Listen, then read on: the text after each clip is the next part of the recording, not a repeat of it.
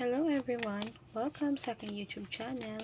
So ngayon magkakaroon tayo ng love reading or energy check ng love life ng mga may zodiac sign na Virgo. So from August 23 to September 22. I hope tama din ako sa exact dates. So kung pasok sa inyo yung birth dates nyo dyan, definitely this reading is for you. So, for the month ito ng October this year 2025.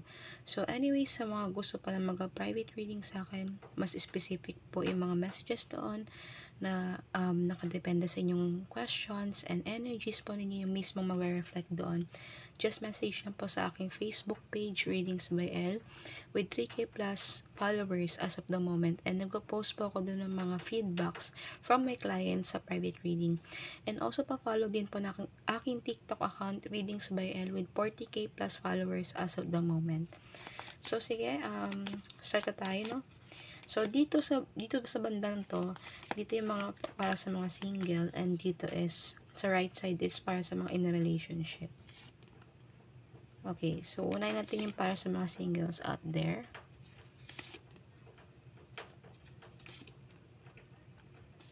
Okay.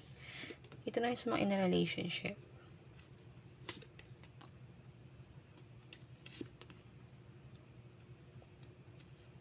Aha. Interesting tong love life reading. Anyways, yung para sa inusog ko lang yung camera. Para sa mga sa financial and career reading na mga may zodiac sign na Virgo, separate video na lang po yun and pagkakaisahin ko na lang po. So, dito sa mga single out there, sa mga kapanood ito, for the month of October, some of you, meron ako nakikitang reconciliation from the past, from your ex. Kasi, ito sa Seven of Pentacles, at saka itong card ito sa Seven of Cups. So, some of you, yung person na nababalik ulit sa buhay ninyo is, some of you lang medyo bago pa yung breakup. Hindi pa sobrang tagal. And I can see for the month of October, maaaring ikaw or yung ex mo is magaparamdam.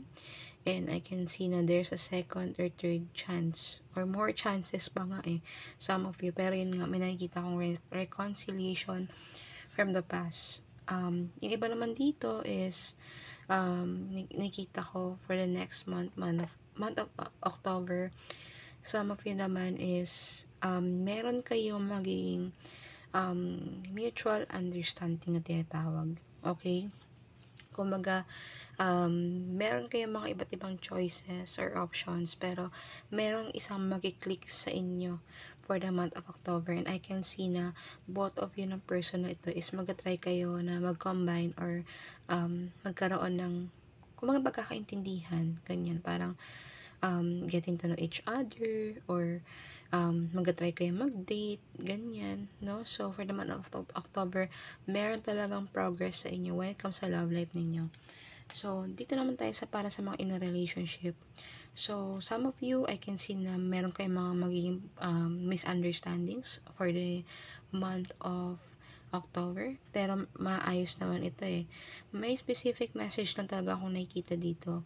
Yung iba sa inyo may kinalaman ng family kung bakit magkakaroon kayo ng conflicts or problems. Pero, don't worry naman kasi may kinalaman in the past yung family. Pero don't worry naman kasi next month is mareresolve ito with the Four of Wands card. Maging okay ito. Yung iba naman sa inyo, ang naging conflict or magiging problema is about sa pagkakasundo. Kumbaga may mga bagay kayong hindi na pagkakasunduan. Yung iba dito, parang meron kayong plano, pero si person, parang rejected or hindi siya nag-a-approve sa mga plano ninyo, sa mga actions ninyo. So, definitely, doon lang kayo nagkakatalo. Konti lang sa inyo yung percentage dito. Some of you, meron ako nakita, to be honest, na breakup or disconnection. Pero konti lang na percentage based on the cards. Konti lang sa inyo. May magaganap na separation for the month of October. Okay? So, at least, this reading will serve as a warning sa inyo para at least pagdating ng October into next month, kapag nangyari na itong mga to, may prevention kayo na pwede niyong magawa. Okay? Kasi ito na nga naka-receive na kayo ng messages from our guides. May warning na kayo. Okay?